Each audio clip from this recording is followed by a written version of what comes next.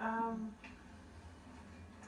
I don't know how I'm feeling yet. I haven't had time to really process everything, but I'm just trying, like I said, out there to stay positive and to, look at all the bright things and all the good things and just keep going forward with that. Serena, how did motherhood influence how you comforted Naomi today? I don't know. I felt at one point I felt bad because I'm crying and she's crying and she just won and I'm not sure if they were happy tears or they were just sad tears because of the moment and I felt like wow, this isn't how I felt when I won my first Grand Slam. So I was like, well, I definitely don't want her to feel like that. So maybe it was the mom in me that was like, listen, we got to pull ourselves together here. You were very graceful at the end to not mention all what happened before, but Patrick Mouratoglou said that he gave you some sort of advice when you got the warning for coaching. So did you understand that? You didn't realize? What went through? So I don't know. I literally just heard that too. They prepped me to come in. And I just texted Patrick, like, what is he talking about? Because we don't have signals. We've never discussed signals. I don't even call for on-court coaching. So I'm trying to figure out why he would say that. I don't understand. I mean, maybe he said you can do it, but I was on the far other end, so I'm not sure. I want to clarify myself what he's talking about. So the umpire had to give you the coaching. Excuse me? The umpire had to give you the... No, because I wasn't being coached. If I look at my box and they say come on or good job, then and I don't know what else to do. At that point, after that, I didn't even look at my box anymore. Serena, I know you talked about as a mother these teachable moments. When Alexis is old enough, how will you explain to her what happened out there tonight? Honestly, I don't know if she'll bring it up, to be honest with you. Is she gonna be like, Mom, what happened at the 2018 US Open? I'm like, first of all, I'm gonna have to think, okay, 2018, which one was that one? She'll see it somewhere along the way. Mm-hmm. She'll see videos of it, yeah. And what will you say to her as to how maybe you could have handled it differently or Well, I'll tell her, first of all, that, if she sees it, that I stood up for what I believed in. I stood up for what was right. And, sometimes things in life doesn't happen the way we want them, but to always stay gracious and to stay humble. And that's the lesson I think we can all learn from this, just like I did. Serena, have you had any previous history with Carlos Ramos in check? No, not at all. He's always been a great umpire. Serena, you mentioned how at this tournament something always comes up, seems to come up. When that was happening out there, were you flashing back to 2009? Was it just kind of bringing up more things and just piling on? I think that's hard for me, and I think it's just instantly I just like, oh gosh, I don't want to go back to 2004.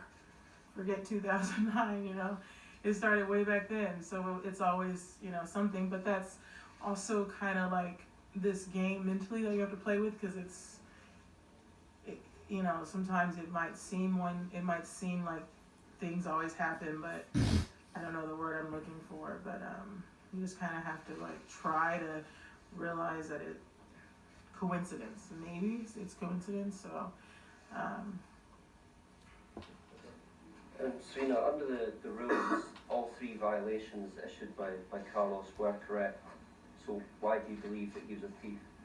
Because he took a point from me, and after he alleged that I was cheating and I wasn't cheating, and then I had a good conversation with him, and I said, listen, you know my character, you know me really well, that I don't even call for on-court coach, I don't even do that, and he's like, you know what, I understand, he's like, you were, I don't know if he said you're right, but he understood, he's like, yeah, I get what you're saying, and then when I sat down, I said it again, I was like, just to be clear, I can understand what you saw, because it may have looked, just because I look at my box, it may have looked like I was getting coaching, but I'm telling you that's not what I do. And I said I'd rather lose than have to cheat to win. I don't need to cheat to win. I've won enough, and that's never been something I've ever done, So and he was cool. He was like, oh, I get it, and we had this great exchange, and we were on the same page, and we understood each other, and I felt that was, yeah.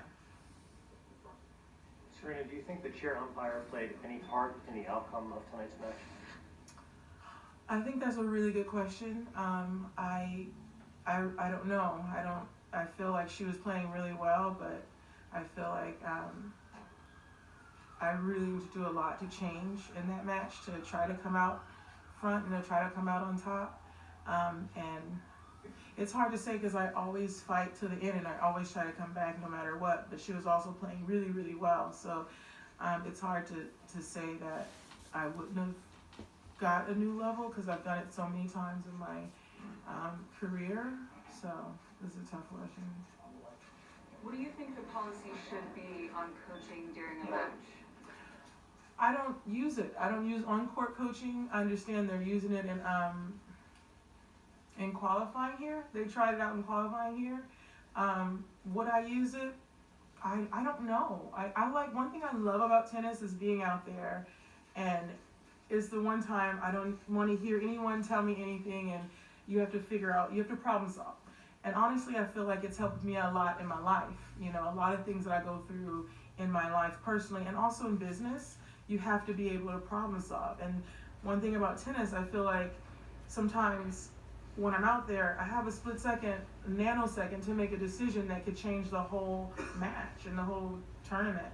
And I've really applied that into a lot of things into my life. And that's my moment of, I know it sounds weird, but it's like my moment of peace when I'm out on the court where I don't hear anyone and I don't need it, and I just try to problem solve on myself. So I don't know if I would use it if it was brought out in the future. I currently don't use it, so I don't know.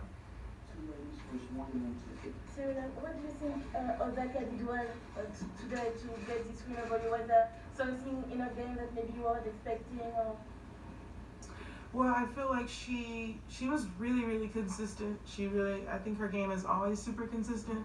I feel like she played really well. Like I said, she made a lot of shots, and she was so focused. And I think, you know, and whenever at a break point, she came up with some great serve. And honestly, there's a lot I can learn from her from this match, and I hope to learn a lot from that.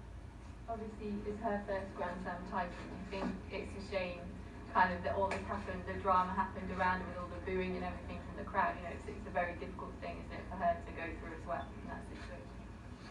That's what I said. That's why I was like, I don't want to answer the questions. This is her moment, and like, stop booing because she doesn't deserve that. I don't deserve it. The people on the tennis court didn't deserve it. They were all here to see tennis, and she played an amazing match, and she deserved the credit, and she deserved to win. And at the end of the day, that's what it was. We can never really go back, Serena, but if you could change one thing about what occurred, what would that be? I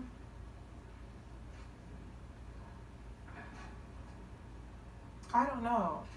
You definitely can't go back in time, but